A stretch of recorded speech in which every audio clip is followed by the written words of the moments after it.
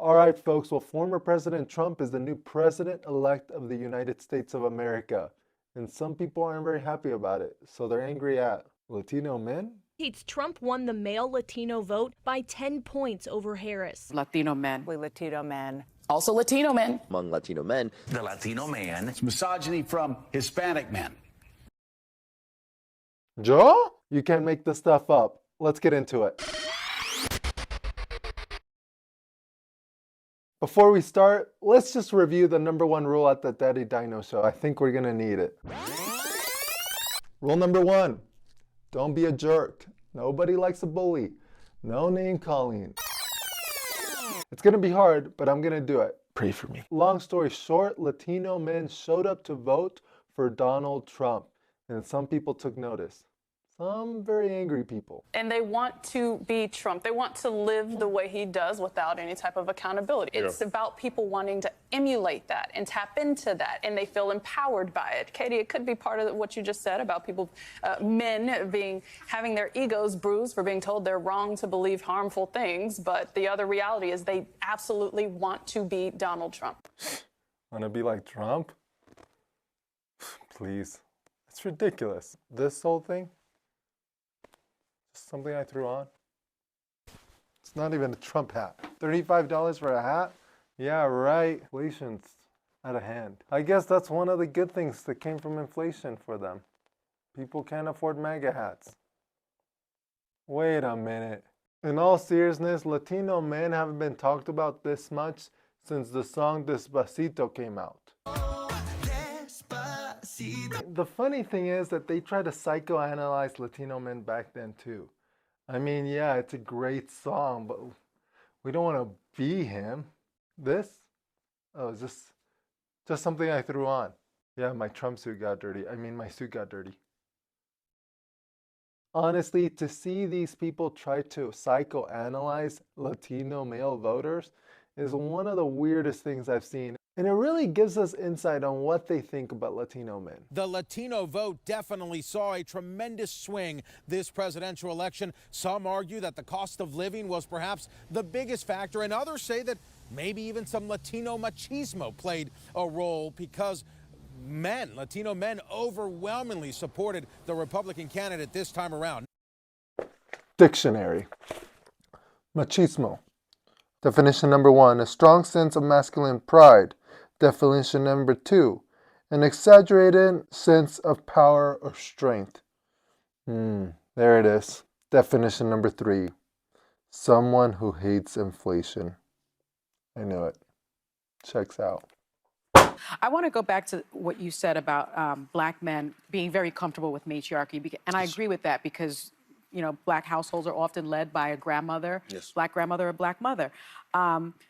However, 55% of Latino men voted for Trump. Mm-hmm. Why do you think that happened? I'm Puerto Rican, right? So the Hispanic community is not a monolith. Absolutely. I agree with you. Right. And a lot of, I think, people that are of Hispanic origin from, let's say, South America or Central America, they're willing to close the door behind them instead of letting somebody else in. No manches, te pasas. In all seriousness, that was a major shade. My favorite part was when she implied that Puerto Ricans, which she is, would never do something like this. So it has to be those racist Latinos from Central and South America. Thanks, Sonny. You can't make this up, folks. While these comments are pretty outlandish, Joy Reid will not be outdone. Also Latino men who, despite the utter disrespect shown by Trump and his promise to deport some of your mixed status families, most of them voted in a 55% majority to make the deportations happen. Y'all voted with Stephen Miller and David Duke and against your own sisters and chose Kamala Harris with 60% of their votes. So you own everything that happens to your mixed status families and to your wives, sisters, and abuelas from here on in. Oof, yikes, that was dark. I feel like I need an exercise break just to clear my head after that. Now, I know we like to keep it light here at the Daddy Dino Show. I would like to take a second just to get a little serious about this. Here at the Daddy Dino Show, we believe that everyone loves their family and is just trying their best to do what they think is best for their family. Joy Reid doesn't seem to believe that. She's not making the case that Latino men voted incorrectly by voting for Donald Trump. She is making the case that Latino men don't love their family and therefore voted for Donald Trump. Don't be like Joy Reid and Sunny. Be happy. Give other people the benefit of the doubt. Be kind to other people. Respect those you disagree with. Assume the best in everyone. This is not a normal way to view the world. Let's move on. Now, why do I believe Latino men voted for Trump in higher numbers? It's quite simple in my opinion, and explained best by this gentleman here. And people have woken up, I said, we go to H-E-B and we came by a fajita for $2.99 when Trump was there, as opposed now it's anywhere between $8.99 to $10.99. Protect that man at all costs. It's that simple, folks. The bread and butter issue of this election was the cost of bread and butter, and fajitas, and frijoles, and tortillas. You know what I'm saying. And Latino voters repeatedly said this in polls. This is not new. Polls showed that the number 1 and 2 issue for Latinos during this election was the cost of living and the economy. And please don't gaslight us in saying that inflation's at 2% and we're just voting off of vibes. We've accepted a narrative that despite an actually great economic recovery, the vibes don't feel good. So we want to reject it and get something else. That's not how inflation works. Inflation builds on top of itself. And the reality is that the Biden and Harris administration have had a yearly average inflation rate of over 5%, while the Trump administration had a yearly inflation rate of less than 2%. So unless you've gotten a 20% pay increase at work, you are more poor now than you were at the end of the Trump administration. Those aren't just vibes or perceptions, that's the reality. And Americans have the right to punish the current administration by not voting for them and voting for Donald Trump. And I can hear it now, democracy, democracy. And while I get the whole argument of democracy and concerns of Trump, perhaps don't charge the American voter a premium subscription for that democracy. Even if people believed you, they still have to put food on the table. I mean, cost of living matters. Being able to provide matters. You can't feed your kids democracy. Or can you? Son, come eat breakfast. Oh, Mom, I don't want to eat the same cereal. How about Democracios? Democracios? Democracios. Yeah! Delicious. Tastes like freedom. Actually, since we're talking about Latinos, this is probably more accurate. Mijo, ven a desayunar. Ah, man, no quiero comer el mismo cereal. ¿Qué tal Democracios? ¿Democracios? Democracios. Sí. Delicioso. Sabe a libertad. It's still not quite accurate enough. Let's try this one. Mijo, ven a desayunar. Ah, man, no quiero comer el mismo cereal. No me reclames, cabrón. Te comes lo que te doy. Sí, mamá. That's it.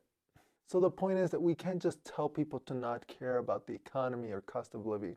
That is important to a lot of us. So instead of spewing these divisive things by psychoanalyzing Latino men and saying we want to be somebody or something, how about you do some research and look at who Latino men actually are? As Latino men, we are the male demographic who is most likely to be the sole breadwinner in the home. And before people say that's just misogynistic gender roles imposed on women, check yourself. Because a Pew Research study found that when compared to white mothers and black mothers, Hispanic mothers are more likely to believe that children are better off when a parent stays at home to focus on the family. So despite the benefits of having a dual income home, Latino families are more likely to sacrifice that income and have somebody stay in the home because that's what we believe is best for our children.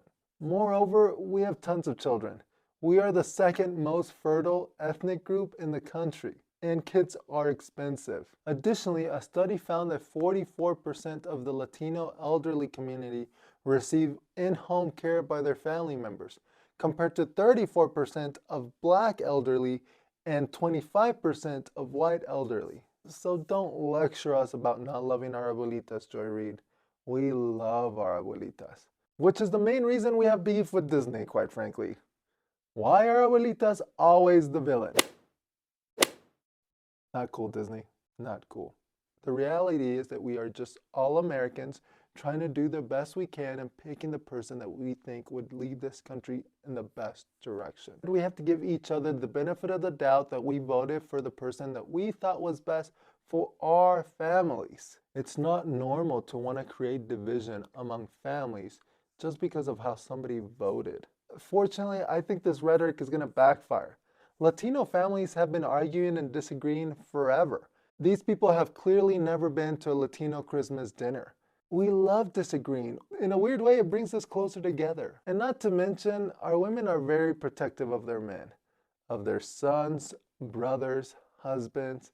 So if you just keep talking bad about Latino men, you could very likely just lose their vote too. So please, test out my theory. Keep talking bad about Latino men, trying to create division among Latino families, and we'll see how the midterms go. Or you can just give people some room to vote for whoever they want and realize that we're all just doing our best. If you liked the video, please press the like button. If you'd like to see more videos like this one, please subscribe. Thanks for watching.